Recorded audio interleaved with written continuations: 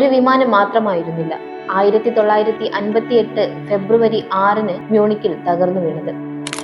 ലോകം അന്നോളം കണ്ടിട്ടില്ലാത്ത പ്രതിഭകളുടെ ഒരു കൂട്ടം ഒന്നാകെ തീയിലമർന്ന ദുരന്തം. മാഞ്ചസ്റ്റർ യുണൈറ്റഡ് ക്ലബ് ലോകത്തിന്റെ നെറുകയിൽ വിലസുന്ന കാലം. മാറ്റ് ബുബ്സി എന്ന വിഖ്യാത പരിശീലകന് കീഴിൽ ബുബ്സി ബേബ്സ് എന്ന് പ്രശസ്തമായ സുവർണ തലമുറ ഉൾപ്പെട്ട ടീം യൂറോപ്യൻ ചാമ്പ്യൻഷിപ്പിൽ സെമിയിലെത്തി. തിരിച്ചു വരുന്നതിനിടെ ബെർലിൻ വിമാനത്താവളത്തിലെത്തിയപ്പോഴായിരുന്നു ദുരന്തം. യൂറോപ്യൻ കപ്പ് ക്വാർട്ടർ ഫൈനൽ കളിക്കാൻ യൂഗോസ്ലാവിയൻ തലസ്ഥാനമായ ബെൽഗ്രേഡിലേക്ക് പോയതായിരുന്നു അന്ന് മാഞ്ചസ്റ്റർ യുണൈറ്റഡ്. ഓൾഡ് ട്രാൻഫോർഡിൽ റെഡ് സ്റ്റാർ ബെൽഗ്രേഡിനെ 2-1 തോൽപ്പിച്ച് രണ്ടാം പാദത്തിനായി അവരുടെ ഗ്രൗണ്ടിലെത്തിയ യുണൈറ്റഡ് അവിടെ 3-3 സമനില പിടിച്ചു. ഇതോടെ ടൂർണമെന്റിൽ സെമിയിലുമെത്തി. ഇംഗ്ലണ്ടിലേക്കുള്ള മടക്കയാത്രയിൽ ബെൽഗ്രേഡിൽ നിന്ന് പുറപ്പെട്ട എയർ സ്പീഡ് അംബാസഡർ വിമാനം ഇന്ധനം നിറയ്ക്കാൻ ജർമ്മൻ നഗരമായ മ്യൂണിക്കിലിറക്കി. എന്നാൽ ഇന്ധനം നിറച്ച് യാത്ര പുനരാരംഭിക്കാൻ നിൽക്കവെയാണ് സാങ്കേതിക തകരാറുകൾ ശ്രദ്ധയിൽപ്പെട്ടത്.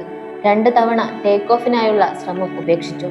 ചെറിയ മഞ്ഞുവീഴ്ചയും കൂടിയായതോടെ തൊട്ടടുത്ത ദിവസത്തേക്ക് യാത്ര മാറ്റിവെക്കാമെന്ന് വിലയിരുത്തപ്പെട്ടെങ്കിലും പൈലറ്റിന്റെ ആത്മവിശ്വാസത്തിൽ ടേക്ക് ഓഫിന് വീണ്ടും തയ്യാറാവുകയായിരുന്നു. ടേക്ക് ഓഫിനായി കുതിച്ച വിമാനം ഉയർന്നു തുടങ്ങുന്നതിനു മുൻപ് ഗതി മാറി അരികിലുള്ള ചെളിക്കൂമ്പാരത്തിലേക്ക്. ശേഷം തീക്കോളമായി. തൽക്ഷണം മരിച്ചത് 20 പേരാണ്.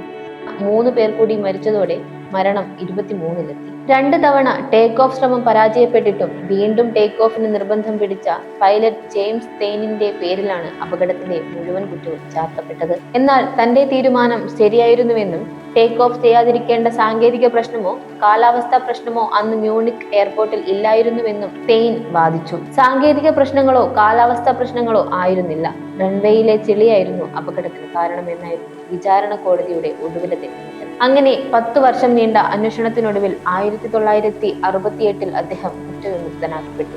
ഏതായാലും പ്രധാന 8 താരങ്ങളെയും അപ്രതീക്ഷിതമായി നഷ്ടമായ മാഞ്ചസ്റ്റർ യുണൈറ്റഡ് അടച്ചുപൂട്ടുമെന്ന അവസ്ഥയിലെത്തി. ശേഷം ആരാധകരുടെ നിരന്തര പ്രചോദനത്തിലും മറ്റു ക്ലബ്ബുകളുടെ സഹായത്തിലും ക്ലബ്ബ് തിരിച്ചുവന്നു. ലീഗ് കിരീട പോരാട്ടത്തിൽ മുൻപന്തിയിലുണ്ടായിരുന്ന യുണൈറ്റഡ് 9ാം സ്ഥാനത്തേക്ക് പിന്തള്ളപ്പെട്ടു. നീണ്ട 10 വർഷങ്ങൾക്കു ശേഷം ബുബ്സിയുടെ നിരീക്ഷണത്തിൽ തന്നെ യുണൈറ്റഡ് യൂറോപ്യൻ കിരീടം കൂടി. അന്ന് ദുരന്തത്തെ അതിജീവിച്ച അവരുടെ വിഖ്യാത താരം ബോബി ചാൾട്ടനും ആ ടീമിലുണ്ടായിരുന്നു.